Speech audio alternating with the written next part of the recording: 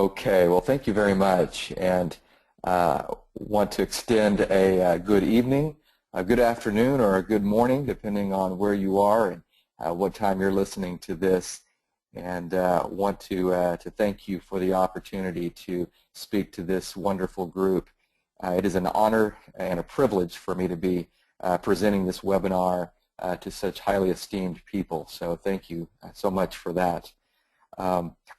I want to start out by just giving you just a couple of thoughts here and a background about who we are as Strata Leadership. And certainly don't want to take much time at all, but just so you kind of have an idea of the company that I'm with, where we're located, what we do. We are a company, our focus and our mission is to help companies around the world to create winning cultures and organization and the success of those organizations by developing the character of the people in those organizations. And that's both the employees as well as those who lead the company or the organization. And so these are people at all levels of an organization. We believe it's extremely important that we continue to develop the character of those people. And I'll be talking a little bit about that today. Our company is headquartered in Oklahoma City, Oklahoma, which is right in the middle, right in the center of the United States. And we call ourselves a heartland here in the center of the United States.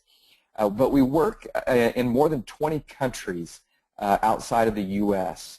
And so we work with many different cultures and companies and people.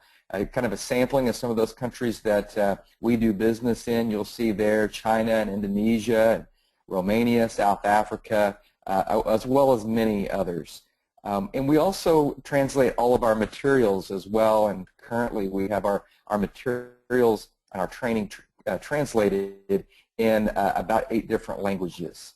Our brand that some people know us by that may be familiar is our Character Core, which we'll talk about today, but also Character First. We're known around the world, especially internationally, with our Character First brand, and then also the Academy of Sports and Character as well. So that's a little bit about who we are and what we seek to do in the world and how we help people and companies develop their character so they can have greater success in what they're trying to do on a daily basis.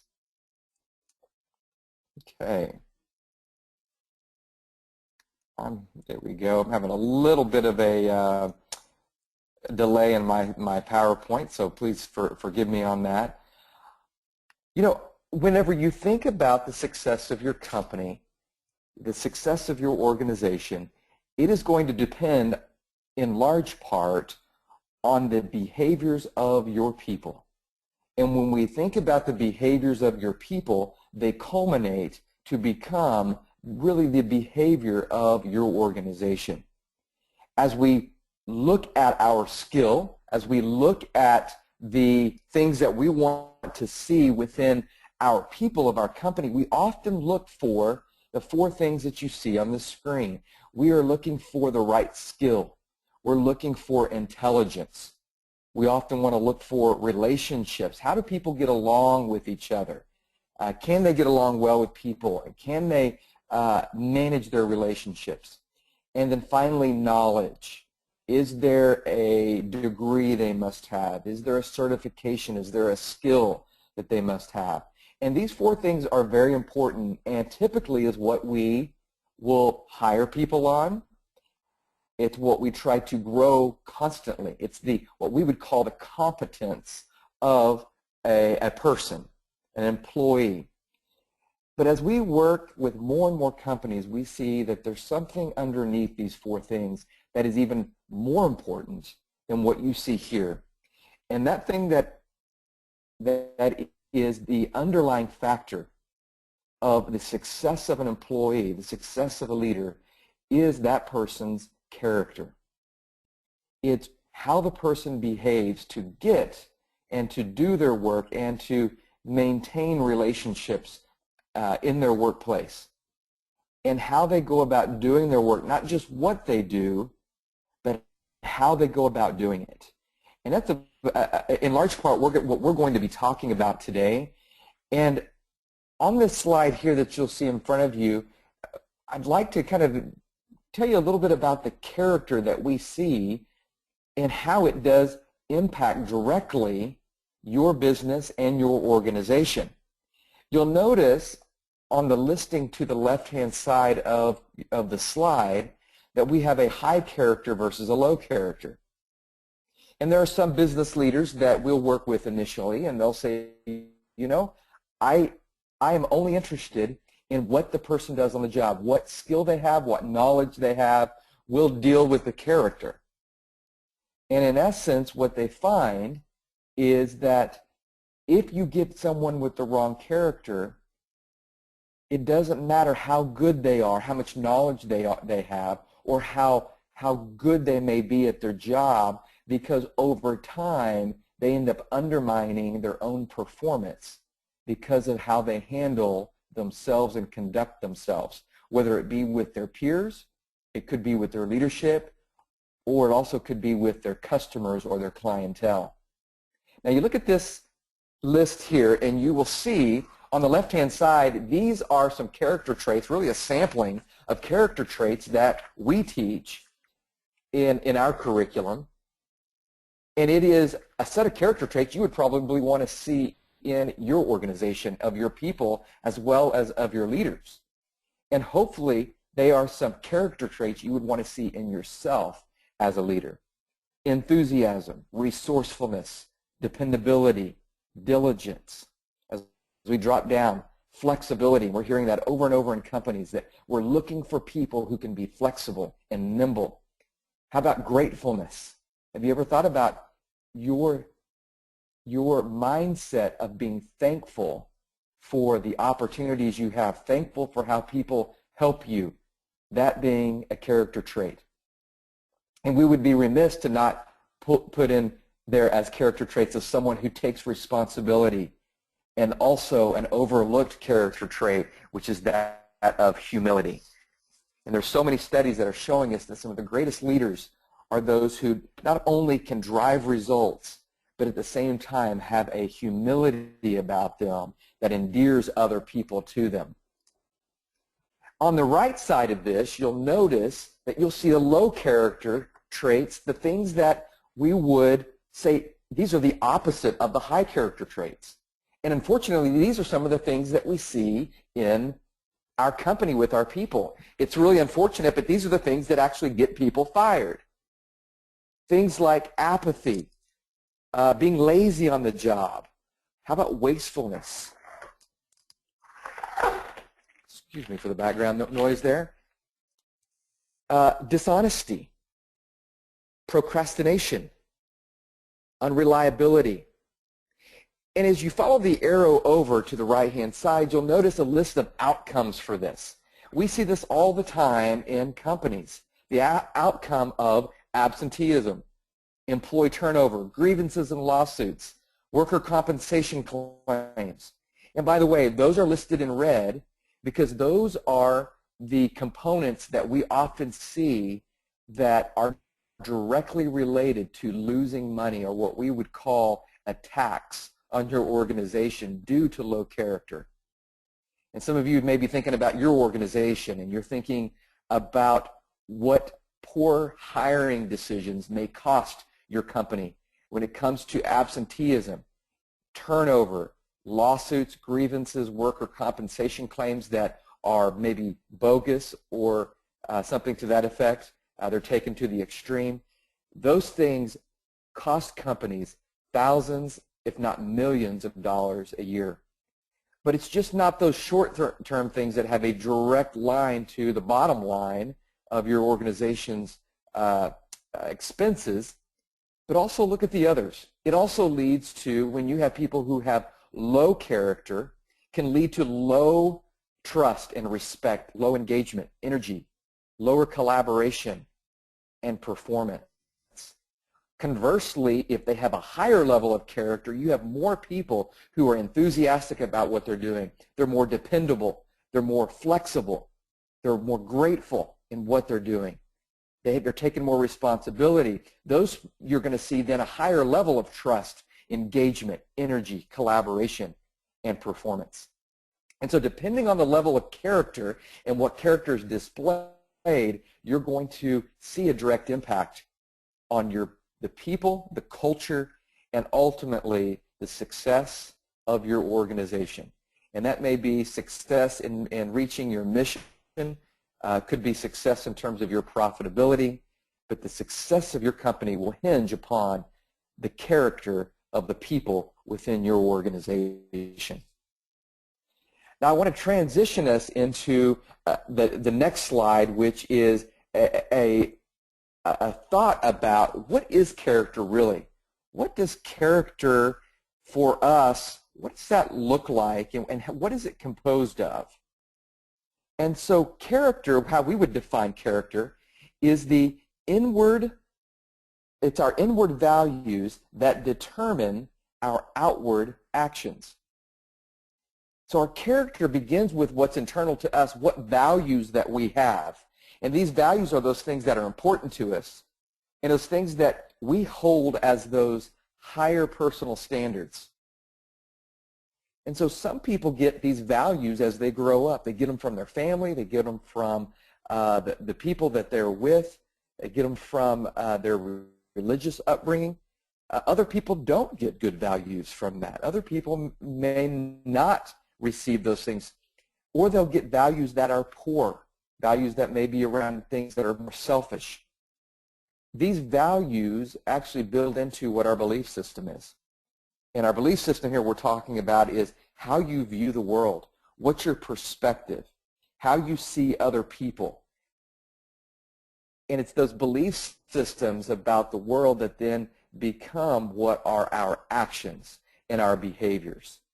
And so the way we like to look at character is character are those values, or your character is the value that you have internally that then grows and becomes a part of your beliefs and ultimately your actions for people to see around you. We like to think of and define character with a concept we call the C3 concept. And the C3 concept is actually quite simple to think about. It is a simple formula of C1 plus C2 equals C3. We call C1, which is the left side of the triangle, a person's character.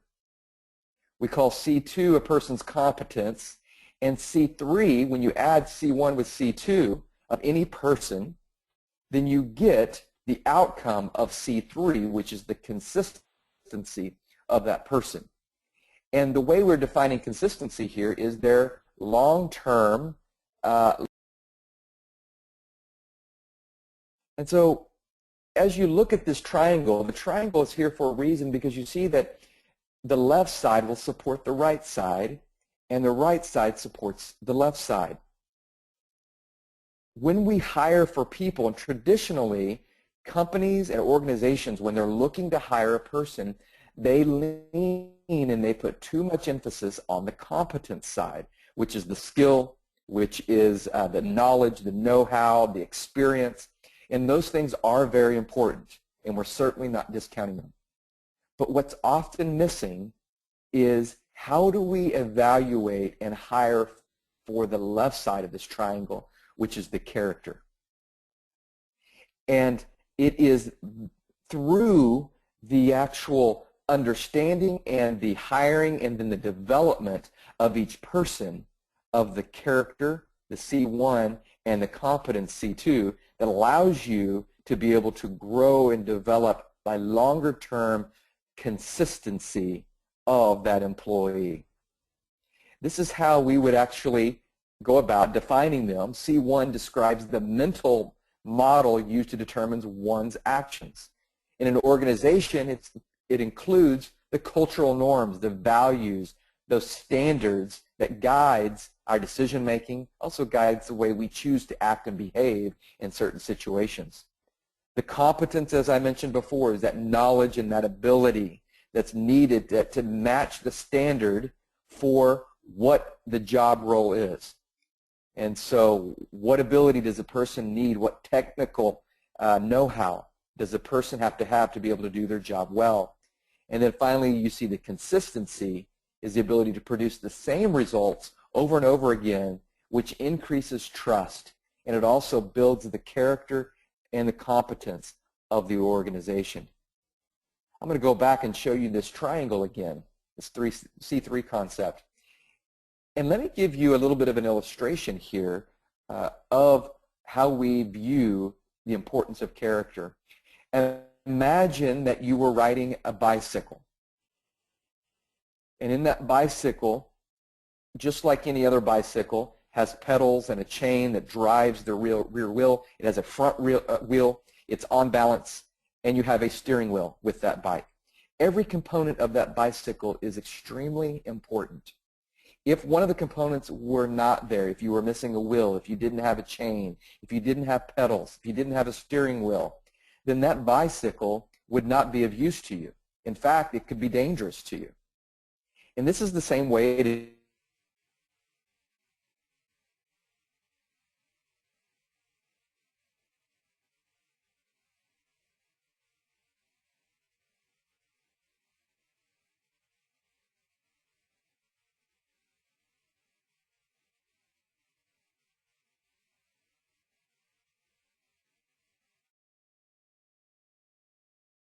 You're missing the steering wheel.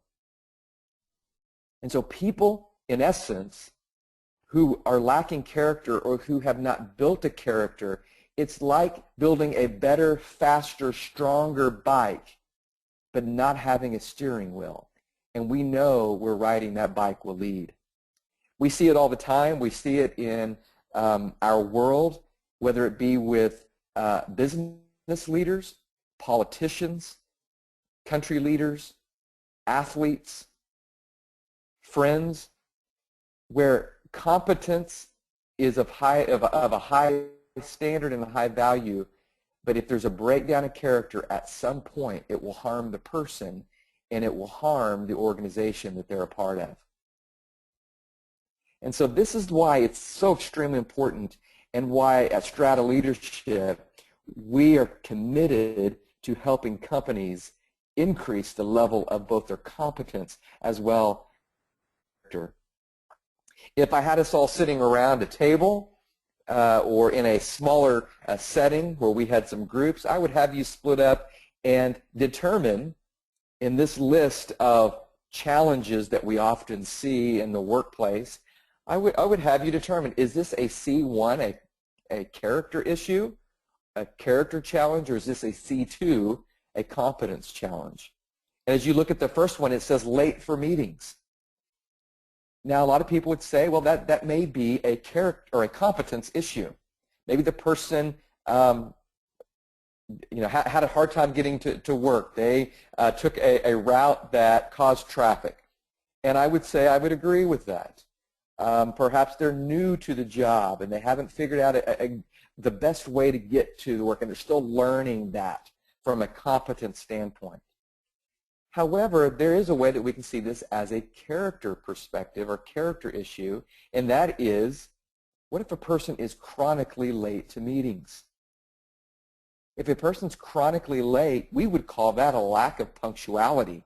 Punctuality in our list of 36 character traits is an important trait. It's one that's often overlooked, but we define it as showing esteem for others by doing the right thing at the right time.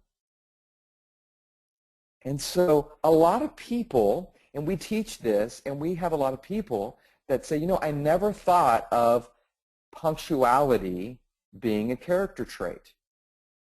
Never thought about this idea of if I'm chronically late, that's a reflection of my character.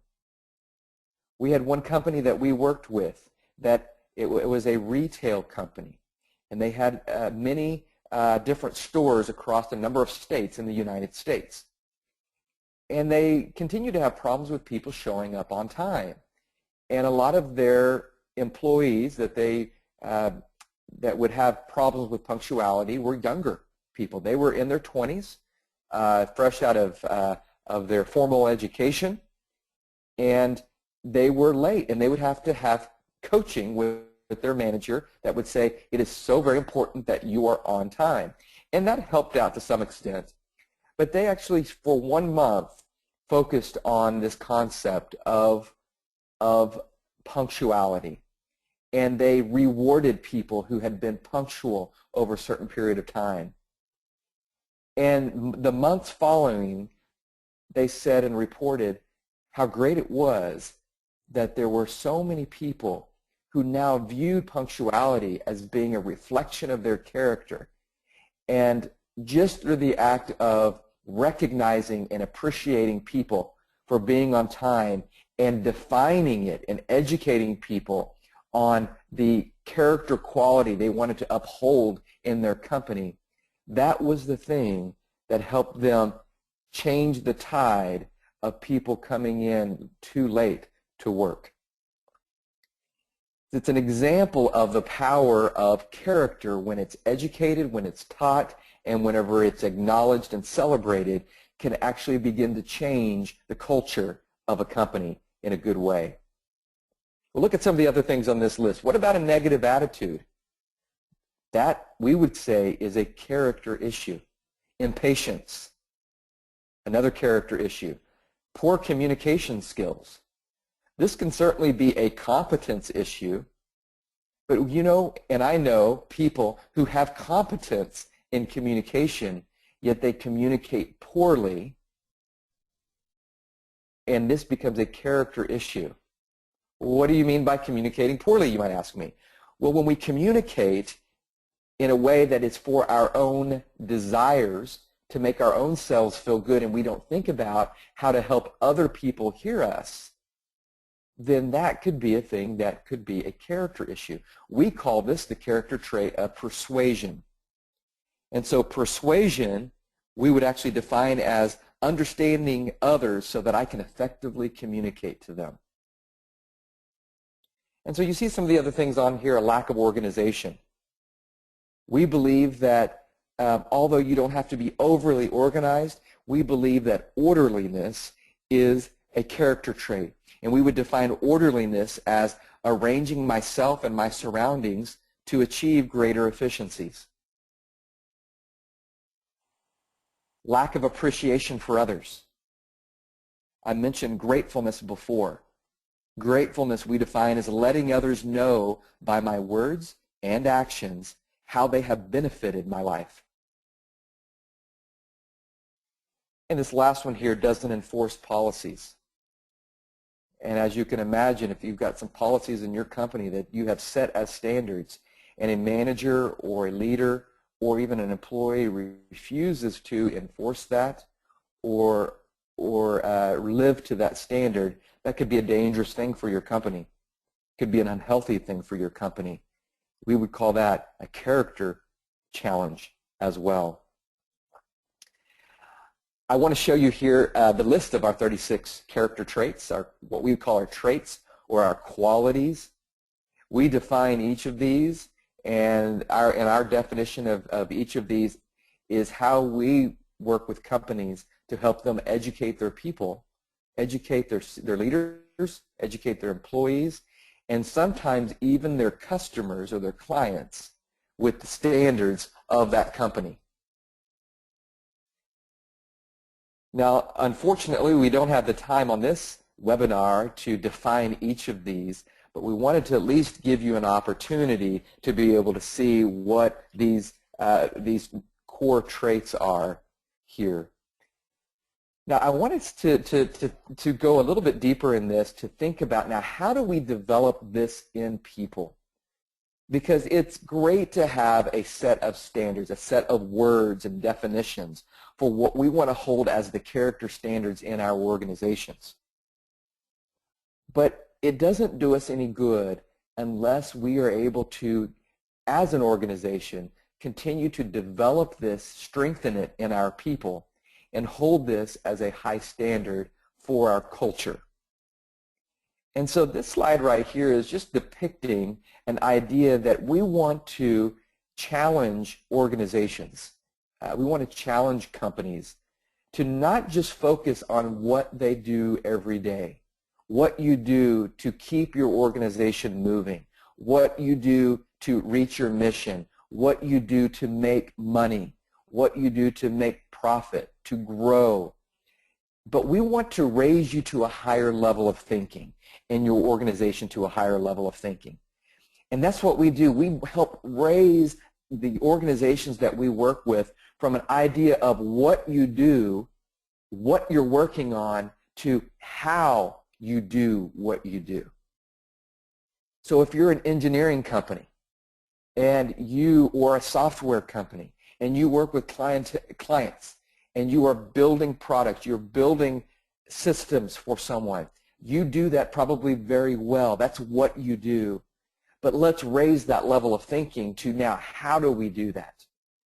How do we show ourselves as a high character company? How do we interact with our clients? How do we interact with our vendors? How do we interact even with our employees with a character mindset and character behaviors?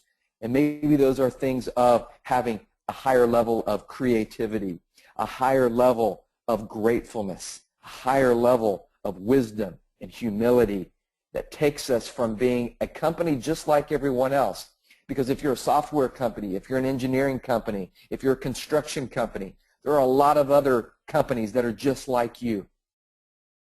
But those companies that bring in and take their company to a different level of not just what we do, but how we do it, they take themselves and put themselves in a category of their own.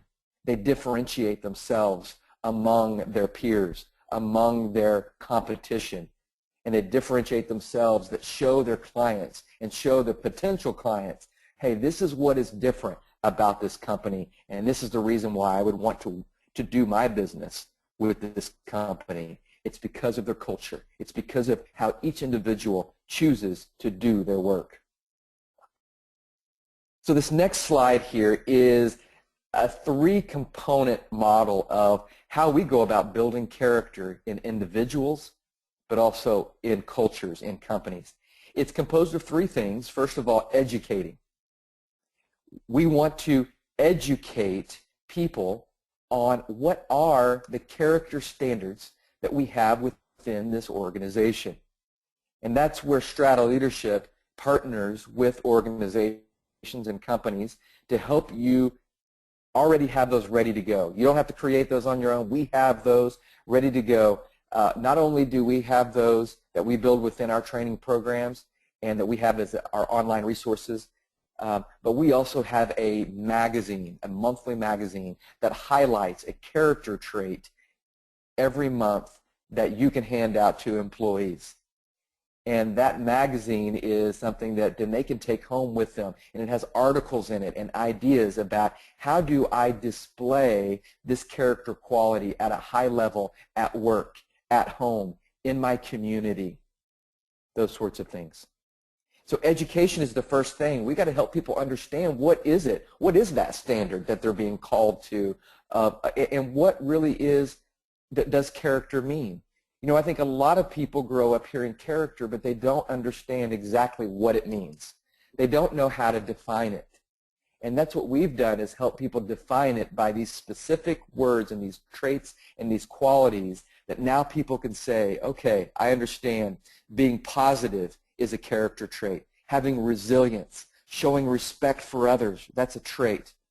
Being thorough in my work, being alert on the job, all of those are pieces of my character. The next part of this is the evaluation piece. And this is where we will go and evaluate and essentially try to maintain a focus and then evaluate people based on their character. We don't just evaluate them on what they did, but we evaluate them on how they go about doing it. Are they doing the things and behaving in a way with character that's going to create long-term consistency? This evaluation is also how you build your hiring standards. So you're hiring. It's how you build your standards for how you coach people and you increase people's abilities within your organization. Finally, the last piece here is what we call celebrate. And celebrate is where we recognize and we acknowledge individuals for showing and displaying high character. This is a significant thing, because what we teach people to do is often pull out a person and help others see what character trait they are displaying, and then tell a story around it. Tell a story about what they did, not just that, hey, this person had a high level of courage last week, but actually go a step further and tell the story to their coworkers. Tell the story of how this individual stood up against someone else who was being disrespectful, and they stood up and asked that person to stop being disrespectful. And it actually took courage to do that. And that's something that developed and created a great amount of trust with other people. And so we want to tell the story in that. Also, this extends to organizations, that when we do this, we want to celebrate it as well. How are we celebrating not just what we do and the numbers we hit and the profitability, but how do you celebrate within your company how you're doing your work? So those three areas, educate, evaluate, and celebrate, is how we go about building the character of both an individual as well as an organization or a culture. I want to give you here an idea of how we may do this in training. We won't go in and train with an organization and just train on discipline or train an organization on endurance. Instead, we use character traits within competence types of training. So for instance, if we work with a company on customer service, we'll show them within the training what a lack of character looks like for customer service. It looks like employees who are negative, indifferent, unresponsive to their customers. They're apathetic, they're lazy, or they're inaccurate. So they are not they don't care about the quality of their work. And then we help them see, what does this look like in terms of good character that creates excellent customer service. And so we would replace the challenges of poor character in customer service with, what does great character look like? It looks like positivity, being positive and having that great outlook, attentiveness, and initiative, creativity, and thoroughness. You know, we define that thoroughness as knowing what factors will diminish the effectiveness of my words, or of my words and my work if neglected. And so you see here how we help people in our training see what poor character looks like, but also what good character looks like. And then we go through a process of helping people understand, how do you now display this high level of character, and then we bring a competence, the skill, along with that to bring a very well-rounded training program. Here's another example. If we're training people on the idea of teamwork, we see that sometimes poor character in teamwork looks like, again, laziness or apathy, disunity, unreliability, where you can't depend on someone, resistance to change, resistance to the goal, and unclear expectations. Well, we would actually want to replace these with high character, which would be trustworthiness, cooperation, dependability, flexibility, and persuasiveness. And so these are things that we would, again, define, and we would say, if you want to have great teamwork, if you want to work well with your team and have a high-performing, effective team, then each and every person on this team should be held to a high standard of each of these character qualities. Every person should be building their trustworthiness, should be cooperative, dependable, flexible, and persuasive. And for a manager, this would give them something to not only to coach around, but also to evaluate people around. And it gives employees a standard of character to live by. You see this picture here of a greenhouse. I like this picture because it really kind of depicts a way that we build cultures, or anyone could build a culture. You don't build a culture of an organization into a winning culture, into a culture that has great pride and has great standards and becomes a great company by being haphazard, by just letting your culture be what it is. Instead, what you want to do is create an environment that helps people grow. You create an environment that helps people grow and develop in the way you want to see them grow and develop. And that's what this depiction of this greenhouse is all about, and really what we want to try to do within an organization. When you're able to do that and you use this idea of educate and evaluate and then celebrate, here's what you're able to do. You're able to take your culture, your organization to the next level. Many organizations, they're only at the first rung of this ownership ladder of taking ownership and of their culture and saying, I am a part of this culture and I want to help our culture and our company, our organization be the very best we can be and reach our potential. Many people are at the bottom of this ladder where they just are ignoring leaders or where they're careless in their work. As you move up the ladder, it gets more healthy as people are better able to see how leadership is driving character and setting standards for character and educating and training and holding high levels of character as a standard and then celebrating it, taking time to focus and celebrating and tell the stories. You will see organizations move up this ladder, and people move up this ladder, and they move from being detached from the organizational mission and the company mission. They begin to understand, okay, this is why the character piece is so important. This is why our mission is important. They then begin to value it. And there are a lot of people who value, but yet they haven't got to the point to where they have taken ownership. But you can get them there through continually educating, continually evaluating, and then celebrating. And finally, we get them to the point within the culture where you have people that they go even beyond owning the culture and the standards and the character of your culture to living it. They want to live it. It's a part of who they are. And when they do this, it engenders a level of loyalty, a level of commitment, a level of engagement that you cannot buy, that you cannot manipulate. Because people come to work saying, this is a better place than any other place I could imagine working at. This is an organization.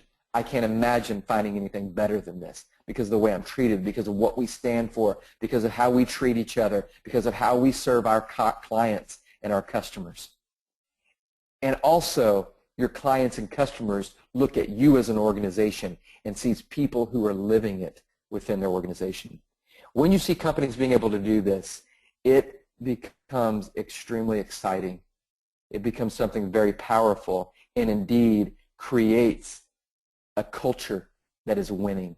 It creates winning and winning with character, not just from the perspective of a company or an organization, but every person in your company can be a winner because they're winning not just at work, but they're winning in life as well.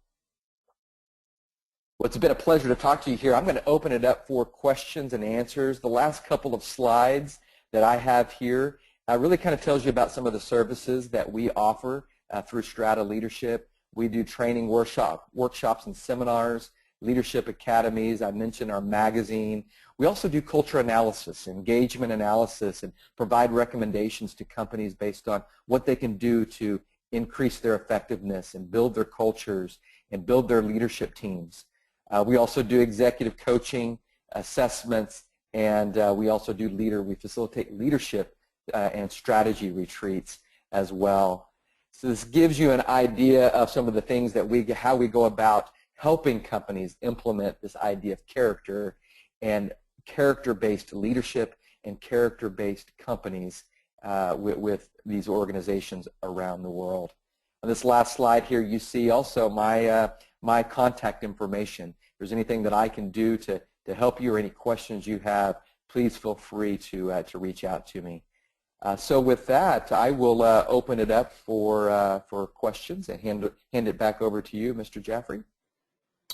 Well, thank you very much, Dr. Jones. And folks, we are now open for the question and answers. If you have any questions, you can put it in the question box or you could raise your hand. There's a hand icon available on your console, so you can always raise your hand if you would like to speak to Dr. Jones. Let me go to a question box. There's an interesting question to begin with. More and more companies today are leveraging about virtual platforms to interact and engage employees. But this always seems to have a missing human element. What are your views on this? Yeah, that is a great question, because so many companies, as companies become more multinational and are more dispersed in their employees and their teams, it is one of those, I think you could say, a barrier to how we interact with each other. Just like any other barriers, I would say another barrier is how we all have different personalities. I don't think that we will get away from that. I don't see a point in our future that we have all workers in one place where we can be eye to eye and see one another. So instead, I believe we have to be even more cognizant, more aware of how we interact with people in a virtual environment. If there's any way that you can build in video so you can see people, you can see their body language, you can see their facial expressions, I believe that helps build trust. I believe that helps build that relationship between people. We advocate people utilizing video as much as possible. If you can't use video, definitely use voice as much as possible. I know a lot of people want to just use email or an instant messenger. Anything you can do to build relationships where people can better able to see people's character is going to go further in building the trust and that ability for those people to work better together. Also, we advocate if you can bring people together once a year, once every 18 months, and if you can do that more often, that's even better, because when people are able to at least come together for a couple of days and get to know each other and know each other more than just a voice on the phone or an email address, there is a higher level of respect that can be built. Even spending a couple of days together and getting to know people a little bit better and knowing who they are and what they like and how they interact, that can go a long ways in being an investment in how you interact virtually in the future.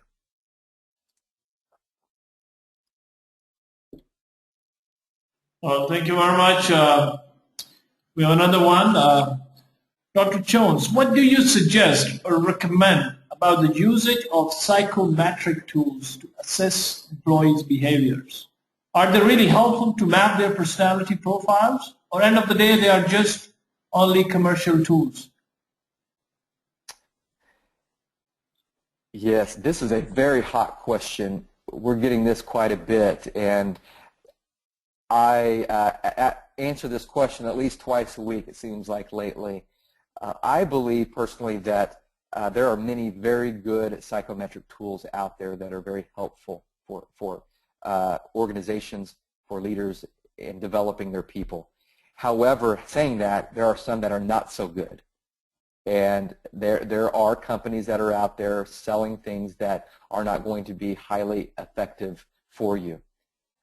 I highly recommend that when you're doing your due diligence, when you're researching, researching an assessment to use within your organization, that you are very careful to find an assessment or assessment company that has a great deal of valid and reliable research that supports the measures of their instruments. There are a number of companies who have this, and they do a great job with it, and it is much more effective than some of the companies who are more, I guess you'd call, recent fly-by-night, and oftentimes are smaller companies. And you have to watch out for those. Let me mention this related to utilizing assessments for hiring. Be very, very careful. When you're utilizing assessments for hiring, you're seeing more and more lawsuits, especially in the United States, but I'm sure this is catching on around the world.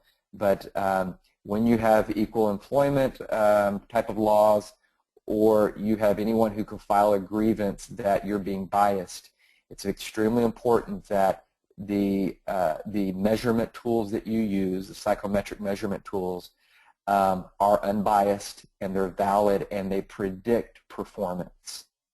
And that's something in the United States that more and more companies are being sued for, is utilizing an assessment that is developed for development, or it's created for developing people, not for hiring purposes.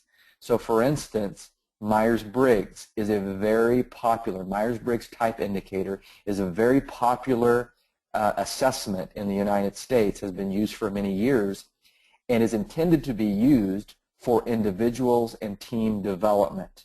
It is not intended, it has not been validated, and does not have the data to be used for hiring purposes. And so companies have to be very, very careful with how they utilize those. So to kind of summarize what I'm saying here is that I do believe the right assessment can be very effective for your organization, for both a hiring and hiring the right people, but also for developing your people and helping them have a greater level of insight into themselves and the people around them. Okay, we have another interesting one, Dr. If we have to assess the overall existing culture of our organization or our organizational norm in a structured manner, from where should we begin?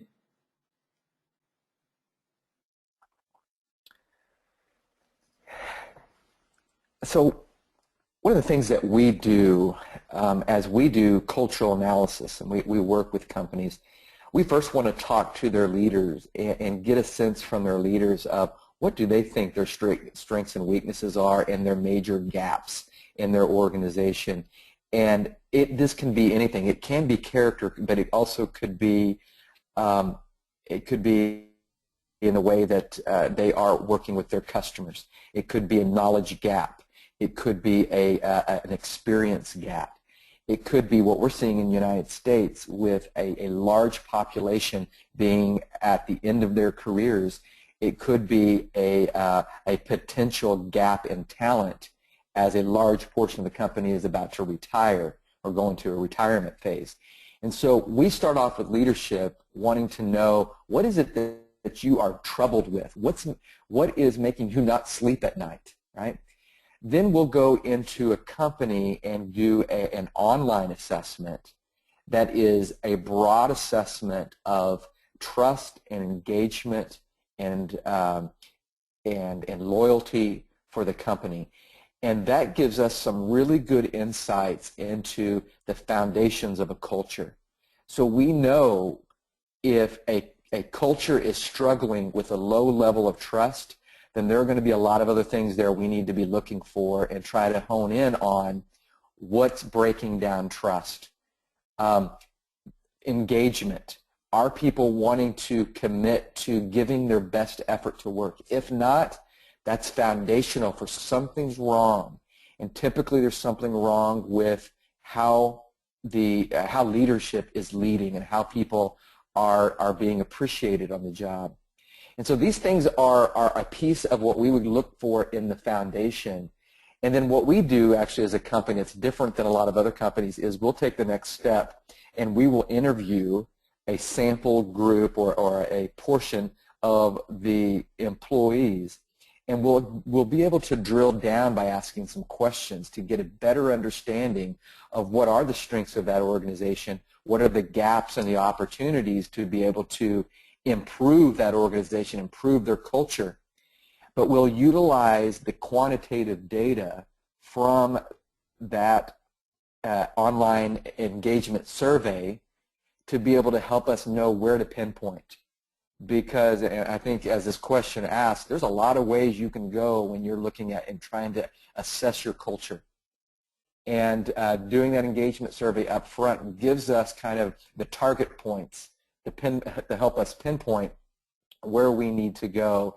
And oftentimes we see that it starts with that foundation of trust, engagement, commitment to the organization. Thank you very much. We have one last question. Who should lead cultural change exercise within the organization? Is it HR, or should it be driven directly from CEO's office?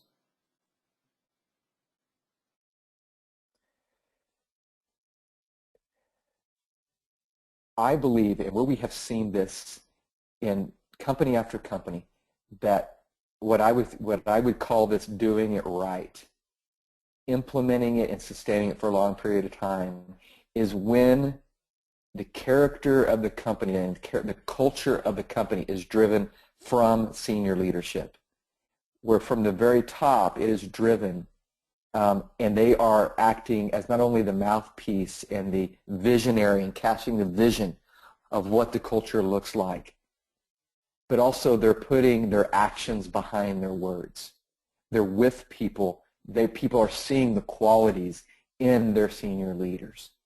That is, first and foremost, the most important thing for driving the culture of your company and sustaining that over a long period of time. If it's not driven from the top, people in the middle, your frontline employees, they will say, all this is, all you're telling me, all you're coming in and having this training stuff, all it is manipulation.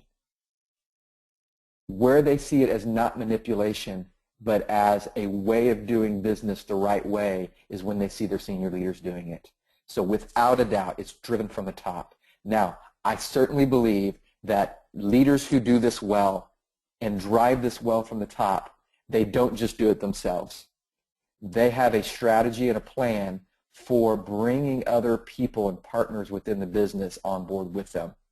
HR is definitely one of those top groups, entities that has to help senior leadership. HR has their pulse usually on the culture and has some insights that oftentimes senior leadership doesn't have. So HR needs to be a part of being the partner of driving this. But also, don't forget that if you can bring and you can engender ownership in your frontline employees and your middle managers, they are the lifeblood of your company. And if you can get some of those folks to come on board with you and take early ownership of implementing a new type of culture or a change within your company, you're going to have a much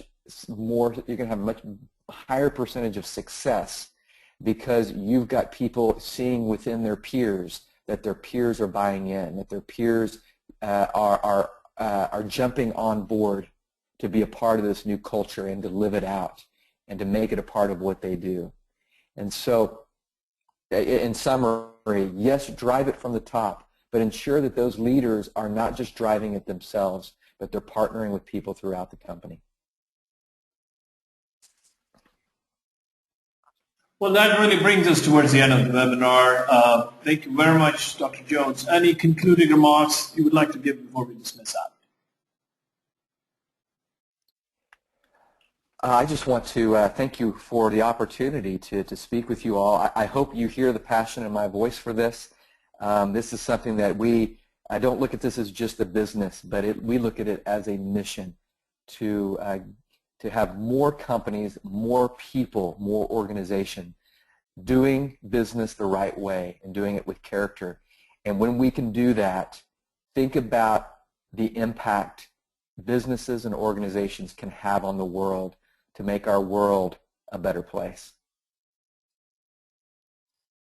Well, thank you very much indeed. I would like to thank you on behalf of the Madinah Institute for Leadership and Entrepreneurship for a very valuable presentation. And thank you all of those who participated in this webinar. We are recording this, which will be uploaded in community of Mile at webinar.mile.org. So please stay tuned to webinar.mind.org for upcoming webinars and to access our archives. With that note, I would like to conclude. So you all have a good day, good afternoon, good evening, wherever you're calling from. Wassalamu alaikum wa rahmatullahi wa barakatuh. Thank you very much. Thank you.